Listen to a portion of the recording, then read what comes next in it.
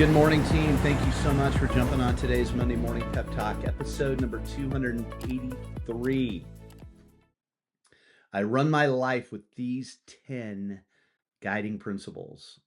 And on this 283rd episode of my Monday Morning Pep Talk, I'm bringing you a distilled playbook of the guiding principles that have shaped my life both personally and professionally. They are the fundamentals I live by, the guardrails that keep me focused, sharp, and moving forward, and they'll do the same for you if you adopt them. But before I get into today's call, I want to remind you of my professional purpose, and that is to help you, the full service, full fee advisor, optimize your productivity and help you become the best version of you. Why? Because happy advisors sell more real estate. And I do that by teaching you how to handle the challenges and opportunities you face every single day. And I know that when you can effectively manage these situations that do arise daily in your business, you'll be more productive and live a life that reflects the best version of you. My ask, as always, is that you listen today as if you are in my office on a one-on-one coaching session, or maybe we're on a phone call. So now, today, I'm sharing the top 10 core philosophies that have kept me focused and consistent throughout the highs and lows of building 3 successful businesses. These are the guiding principles that shape how I lead, manage, coach, and execute. And they can do the same for you. A guiding principle is exactly how it sounds. It's a belief or value that serves as a decision-making guide, no matter how noisy or uncertain things get. In a business full of variables, these constants will keep your wheels on the road and your mindset aligned with what really matters. Now, the dictionary version of this, and I go to the Oxford English Dictionary, a guiding principle is a foundational belief or value that consistently influences decisions, actions, and behaviors, serving as a reliable guide regardless of changing goals or circumstances. So, here are the 10 guiding principles I use to run my life and business. Plant in the spring and harvest in the fall. You've heard me use this over and over again. I've written Monday Morning Pep Talks about it. The reality with this is that if you do not plant seeds, there will be no harvest. If you don't follow up with your top 100, your prospects, your warm list, your hot list, if you don't make that effort, there will be no harvest. Okay. But when you do plant seeds, you have to understand that patience is vital. It's important. It's required. Everything has a gestation period. Okay. You plant in the spring. That's what plant in the spring and harvest in the fall. I didn't say plant in the spring and harvest in the spring. I said plant in the spring, harvest in the fall. There's a gestation period there. Number two, play on offense, not on defense. How you start and plan your day determines your trajectory.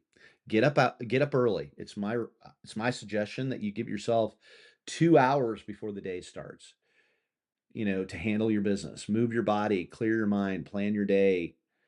If you're reacting once 9 a.m. hits, you're already behind. Be ready before the world needs you. As a reminder, how you start your day is determined in most cases the night before. Number three, if you see consistency, look for a system, process, habit, or routine. Oh, I love this one. No one is wildly consistent on accident. I hear it all the time. Jim, man, I'm just having a really hard time becoming consistent. Well, I know, I believe in everything you talk about in Take Flight. I'm having a hard time being consistent. Well, how you become consistent is you build a mechanism in your life that is created for consistency. Okay? That's a habit, routine, system, process. Consistent effort is your fuel.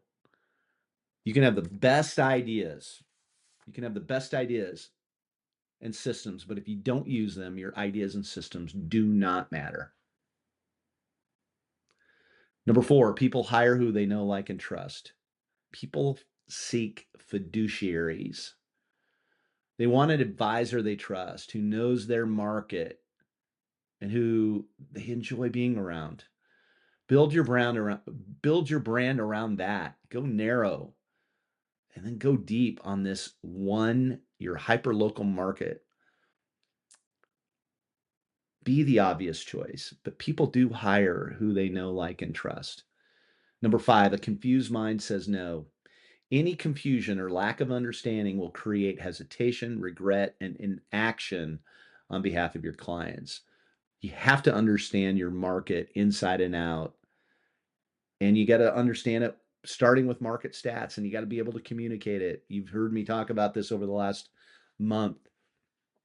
You have to know your market stats, and have to know how to explain them to your clients. And I love this one because it was given to me by Harry Houzenis, one of our original founders at Jameson. Now, this number 6, 20% of your clients steal 80% of your joy. Man, I wish I had a nickel for every time I said this to someone.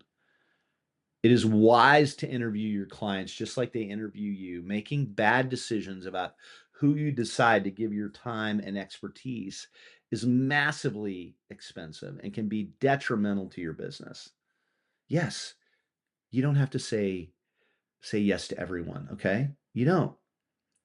In fact, you should say no more.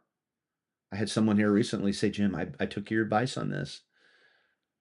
I am in way better shape with my business compared to a year ago because I've said no to 8 people. I loved it. I thought that was winning. Number 7, your compensation is a result of the size of your client lists and the value you provide those people, those clients. Focus on this equation to build the size of business that is right for you. Okay? Your CRM is your most important financial tool. Provide value, lever up your client base, your client list, or down based on the amount of business that you want to do. It's an equation. I love math. Number 8, you become what you think about. Energy is currency.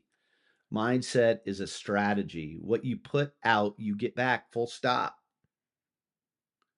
If you operate in fear, scarcity, or frustration, you'll attract more of that.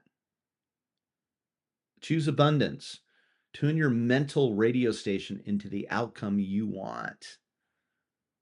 This is not woo-woo. This is a high performance strategy.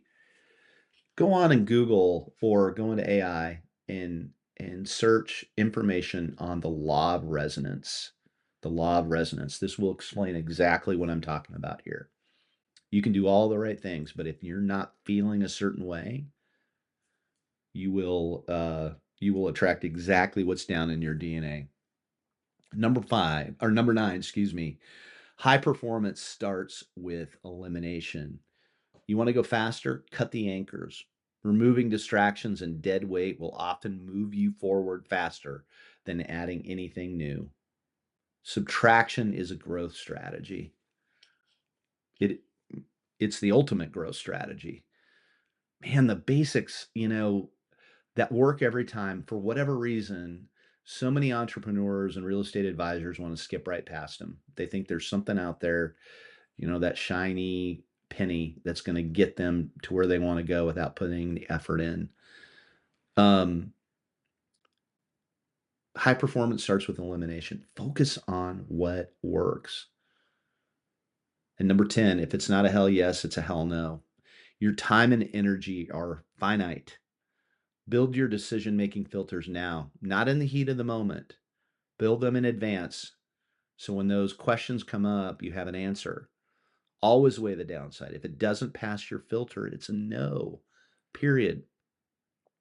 Now, I think the ultimate guiding principle for me is this: when I build out the Take Flight program in 2016 around getting to 30,000 feet, 30,000 feet is a guiding principle. That is the goal. It takes so much effort to get there, but when you're there, your business is in flow, you're in rhythm, Business is coming to you. You're attracting it because of the systems, processes, routines, habits, everything that you've put in place. You've built these guiding principles. And when you get to 30,000 feet, it's easier. It's predictable. It's enjoyable. That's the ultimate guiding principle is 30,000 feet. And, I'll talk more about this next week, but all things start with a thought. Thought is a seed and a decision to execute in a certain way. And that's where guiding principles come in. They aren't just ideas you agree with. They are the guardrails you install to protect your energy, your life, and your business. They're your internal GPS, keeping you locked into your goals and your vision without needing to constantly negotiate your standards. So here's my call to action for you.